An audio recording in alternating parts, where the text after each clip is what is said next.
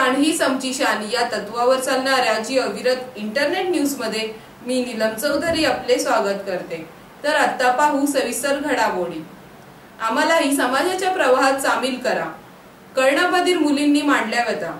Rotary club of डेपच्या वतीने बुधवारी काढलेल्या जनजागृती रॅलीत कर्णबधीर मुलींनी आम्हीही समाजाचा घटक आहोत, आम्हालाही समाजाच्या प्रवाहात समाविष्ट करा असे सांगण्याचा प्रयत्न केला।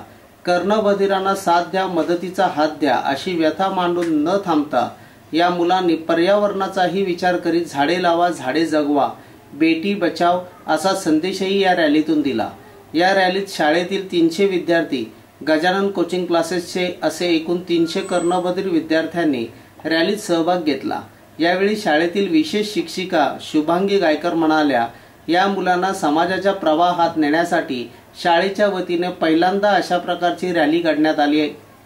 आज या मुलांना नोकरी मिळणे मुश्किल झाले आहे, समाज अशा मुलांना का स्वीकारत नाही याचे आश्चर्य वाटते, म्हणूनच कर्णबधीर मुलांची रॅली काढण्यात आली। शाळेपासून सुरू झालेल्या या रॅलीचा समारोप इंदिरा चौकात करण्यात आला। यावेळी शाळेच्या शिक्षकांनी स्त्रीभ्रूण हत्येवर पथनाट्य सादर केले।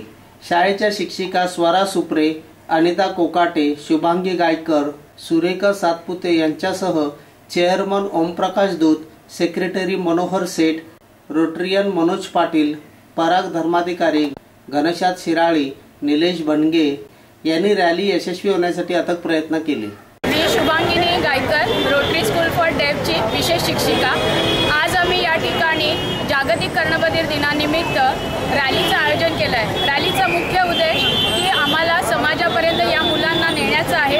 हा समाजाचा एक घटक आहे। 1970 सालापासून ही कार्यरत असलेली शाळा सर्व माध्यमांच्या द्वारे आम्हाला आमच्या मुलांना त्यांच्या प्रगतीला पोहोचवण्याचा हा एकमेव उद्देश। कर्णबधीर मुलांच्या व्यथा आहेत की समाजांना आपलं मानत नाही, समाजाच्या मुख्य प्रवाहात सामील करून घेत नाही, नोकऱ्यांची सुद्धा यांना वणवा आहे।